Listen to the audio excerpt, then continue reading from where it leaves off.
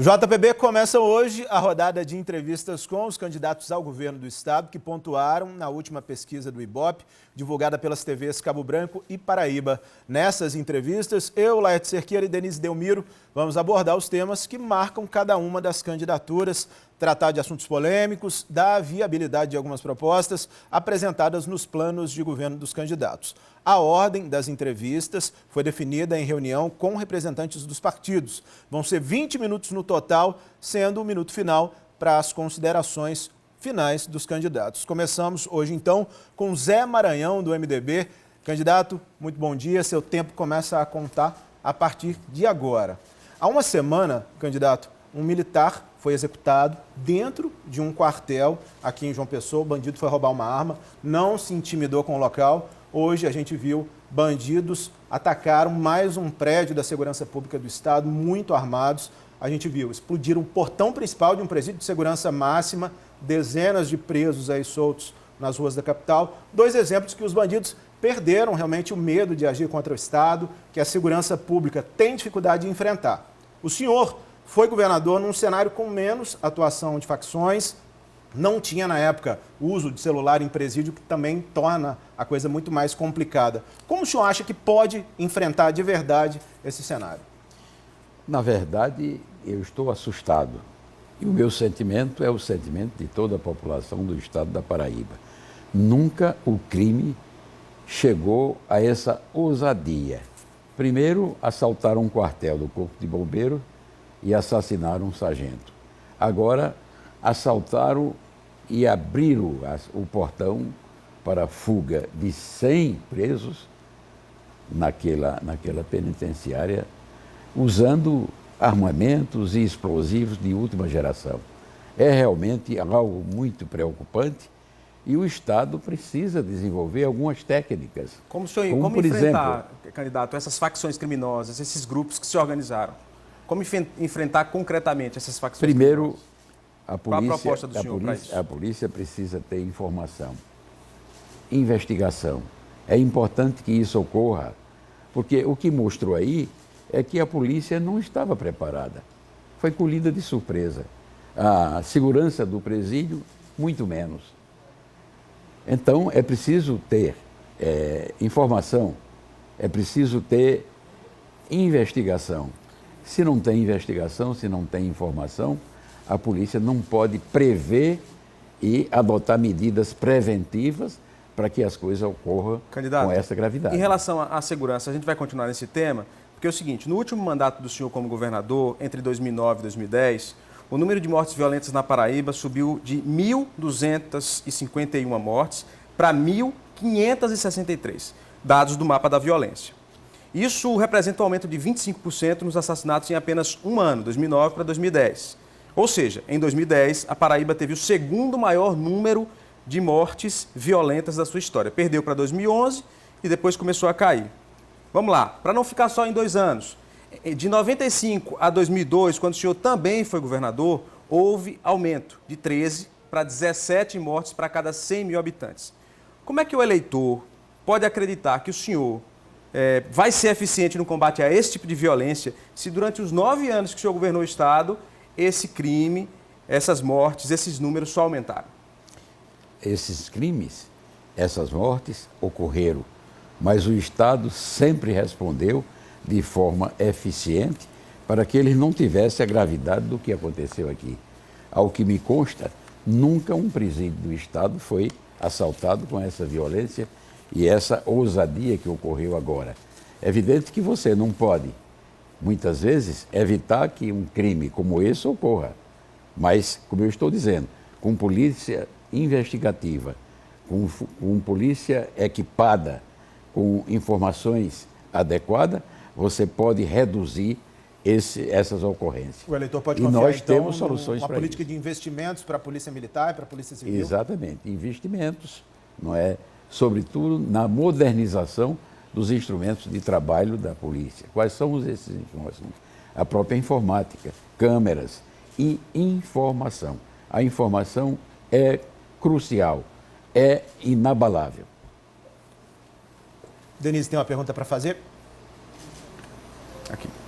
Candidato. Boa tarde, candidato. A gente vai mudar de tema agora. Na eleição de 2014, o senhor declarou à Justiça Eleitoral um patrimônio de quase 8 milhões e 900 mil reais. Agora, pouco mais de 8 milhões, cerca de 800 mil reais a menos. Na declaração deste ano, o senhor não detalha esse patrimônio, quais empresas que o senhor é sócio, quanto tem de dinheiro nas contas. A Justiça Eleitoral, em um primeiro momento, não obrigou o detalhamento, mas depois, dia 20 de agosto, pediu que fosse feito. Isso ainda não aconteceu na declaração do senhor. Independentemente dessa cobrança, o senhor já não deveria ter sido mais transparente nesse aspecto? Independente de qualquer cobrança, eu posso exibir uma situação ideal, de ficha limpa. Todos os meus bens foram adquiridos por meios lícitos. Tanto assim que nunca passamos por qualquer verificação que pudesse sequer significar qualquer dúvida do imposto de renda e outros órgãos da transparência pública. Candidato, eu estou absolutamente tranquilo com relação a isso. As informações ainda não estão no site do TSE, como o TSE pediu e exigiu a partir do dia 20 de agosto. O senhor se compromete aqui a exibir detalhadamente quais são esses bens, como o senhor fez em 2014, os bens em que a empresa do senhor é sócio, porque isso não está claro e acho que talvez o eleitor precise que isso seja mais transparente. O senhor não acredita que isso é importante? Já ser transparente agora, nesse momento? Sim, não há dúvida nenhuma. E todas as declarações que são necessárias, que foram necessárias, eu mostrei, mostrando a lisura e a origem de todo o meu patrimônio. Eu não tenho nada que possa esconder. Por isso, tenho ficha limpa. Candidato, é o seguinte, vamos para outra pergunta. O senhor é aliado de primeira ordem, é do mesmo partido do presidente Michel Temer. O senhor votou a favor do impeachment da presidente Dilma, alegando que a saída dela e a posse do Michel Temer, então vice, seria uma solução aí para que o país tivesse crescimento, estabilidade econômica. Isso não aconteceu, como a gente pode ver. O governo atual tem índices baixíssimos de popularidade, está mergulhado em denúncias de corrupção. Por que o senhor, na campanha, não faz nenhuma referência explícita a Temer, como fez com Lula em 2010? Por que o senhor tem vergonha ou se sente constrangido em dizer que apoiou a ascensão desse governo ou, de certa forma, está na base do governo Temer? Olha, eu sou anterior no PMDB a Temer. Temer entrou depois de mim. Somos pessoas diferentes. Eu não posso assumir responsabilidade com relação aos erros, possíveis erros, ou o mesmo acerto do governo Temer. Eu tenho luz própria, eu tenho conduta própria. E no meu governo sempre agi com absoluta transparência e nem todas as medidas do governo Temer nós aprovamos. Por exemplo, a reforma trabalhista, que é tão badalada por aí. Muitos itens da reforma trabalhista foram modificadas e eu votei com as modificações. Já dei uma declaração peremptória dizendo que não aceito a reforma da Previdência tal qual ela foi proposta pelo governo Temer. Nada me obriga a seguir cegamente o que o governo Temer quer. Partindo dessa ótica, a gente pode entender que o nome dele tem sido omitido com intenção real, a gente pode dizer assim. Mas Temer é candidato? Temer não é candidato. Mas em 2010 o senhor utilizou a imagem de Lula fortemente na campanha. Quando tinha popularidade, não era candidato. Então o senhor, nesse momento, é da base do governo, mas prefere não usar. Quem está utilizando a imagem de Lula não sou eu. Absolutamente. Naquela época eu tinha todo o direito de usar se assim entendesse. E Lula veio para aqui e apoiou meu nome. Candidato, o senhor disse que vai valorizar o professor, implantando uma política salarial correspondente à função, à importância da função, mas a gente não conseguiu achar uma proposta concreta, um comprometimento real com aumento de piso, implantação de plano de carreira. Como a gente acreditar que isso não é só um discurso de campanha? Olha, eu acho que as palavras, as informações de um programa de governo que estão escritos é um documento bastante inclusivo para a sociedade e as categorias interessadas cobrarem a qualquer momento. Se você pode ou não pode acreditar, isso é outra questão. Mas o senhor, por exemplo, não assinou a proposta da Associação dos Professores de Licenciatura Plena que pedem um PCCR. O senhor não falou, por exemplo, se é possível aumentar 10%, 15%, 20% do salário, o piso. Qual é o piso do salário do professor da rede estadual hoje para aumentar? Eu não fui procurado pela associação e, se for procurado, assino. Segundo o presidente, sim, o senhor foi procurado. Não fui procurado. E não participou da reunião?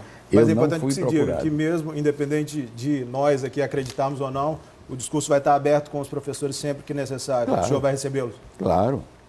Qualquer hora, qualquer momento, eu recebo não só os professores, mas qualquer categoria de servidor do Estado da Paraíba. Bom, a gente está chegando aqui a 9 minutos e 48, vou pedir para parar o relógio. A gente vai fazer uma pausa agora, vai seguir na conversa com o Zé Maranhão do MDB, candidato ao governo do Estado. Então espera a gente aí, o JPB volta já já.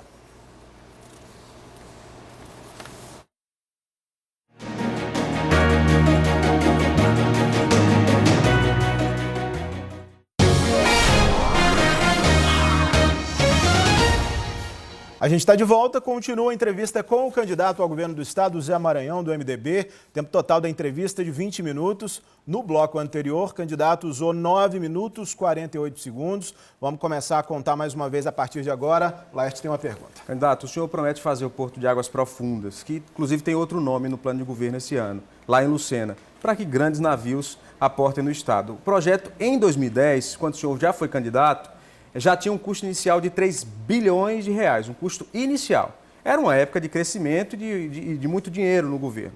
Agora, governos federal, estadual e até a iniciativa privada vivem no limite, falando em teto de gastos. Inclusive, o senhor votou a favor do teto de gastos ali do governo Michel Temer. É comum entender que projetos faraônicos como esse vão sair do papel. Essa promessa não é daquelas que vai acabar no discurso por falta de dinheiro? Evidentemente que o Estado sozinho não faria um investimento desse porte, mas é preciso ousar. E existe uma coisa chamada parceria público-privada, que é justamente o aporte de recursos da iniciativa privada para investimentos que esfoge a capacidade de investimento direto do Estado. Quando eu falei que iria pagar o último candeeiro no Estado da Paraíba, muitos diziam, mas esse projeto é impossível. E nós fomos buscar dinheiro lá fora, no Banco Mundial, e apagamos o último candeeiro. Mas o cenário agora é diferente. Quando eu anunciei que iria fazer o abastecimento d'água das principais cidades da Paraíba, inclusive Patos, a maior cidade do sertão da Paraíba, que não tinha abastecimento d'água e sofria todos os anos, não só com a seca, mas no simples verão, Patos já começava a sofrer.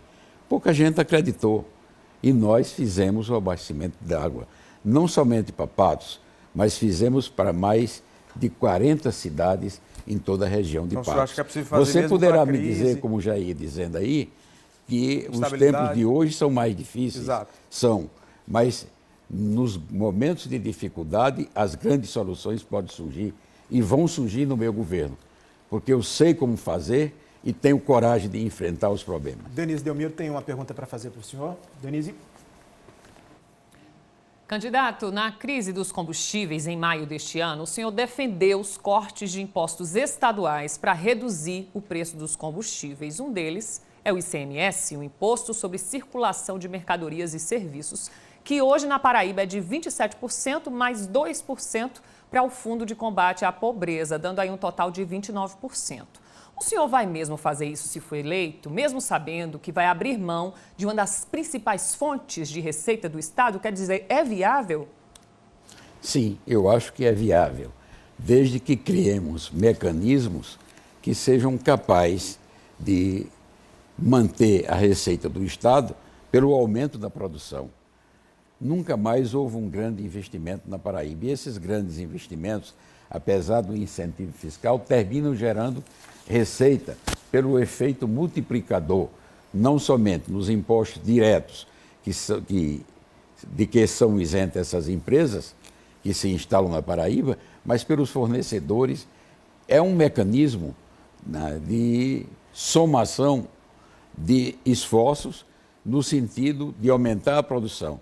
E quando aumenta a produção, aumenta a receita. Então, incentivos fiscais seriam um mecanismo para fazer uma espécie de troca, tirar do ICMS para... Não somente incentivos fiscais. Que outros mecanismos, além de Não incentivo? somente incentivos fiscais, mas uma política de apoio à iniciativa. Por exemplo, oferecer facilidade nos distritos industriais.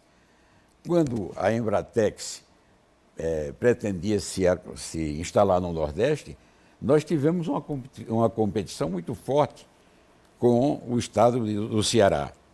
E o que se dizia é que nós iríamos perder nessa competição. E nós oferecemos um terreno adequado, não como uma doação, mas como um financiamento para que a empresa se instalasse. E a empresa está instalada.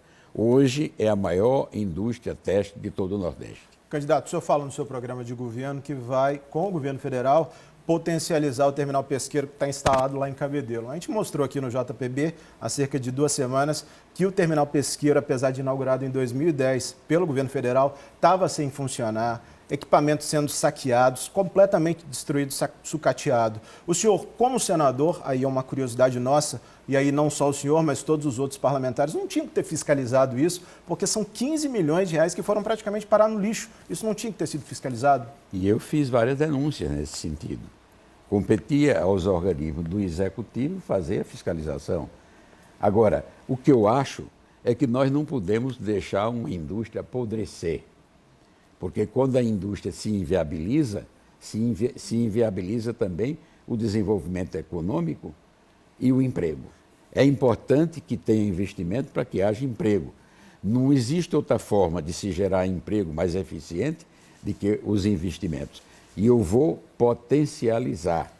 E na época essas denúncias, inclusive apurando o que ocorreu de irregularidades para poder fazer um novo projeto de recuperação e de modernização daquela indústria. O senhor chegou a acompanhar essas denúncias na época que foi a omissão? O senhor não acha que foi a omissão dos parlamentares, dos senadores, dos deputados, em ver 15 milhões de reais sendo jogados no lixo, como aconteceu? O senhor disse que vai melhorar e potencializar, mas os 15 milhões, quem é que vai ressarcir isso para a população? Você sabe e os senadores e os parlamentares deveriam estar fiscalizando isso. Você sabe que existe mecanismo próprio para responsabilizar uma empresa que utilizou indevidamente recursos do Estado. É essa acusação que vocês estão fazendo. E é essa questão do mau funcionamento daquela empresa foi objeto de várias... O senhor chegou a denunciar o Ministério Público? Não, o Ministério Público não. Denunciei da tribuna do Senado. Laerte. Vamos lá. Vamos seguir, candidato, com a pergunta aqui. O senhor critica a contratação de organizações sociais para a administração de hospitais, a chamada terceirização, inclusive está no programa do senhor aí, eleitoral. Essa terceirização, por exemplo, acontece no trauma de João Pessoa. É uma tendência em muitos estados que até funciona bem quando é fiscalizada a aplicação dos recursos e quando se tem um controle desses gastos. O senhor alega que esse modelo de gestão é ruim, mas quando o senhor governou o estado, o trauma também tinha problemas de gestão. A gente exibiu aqui matérias com problemas de gestão nessa época. O senhor acha melhor transferir essa administração para o estado mesmo, ou apostar na fiscalização, ou exigir transparência no uso do dinheiro dessas organizações?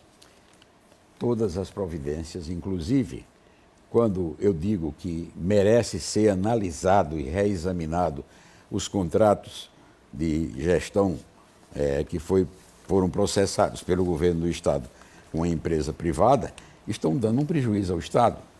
Porque, à minha época, esse mesmo hospital funcionava com um orçamento de 3,5 milhões.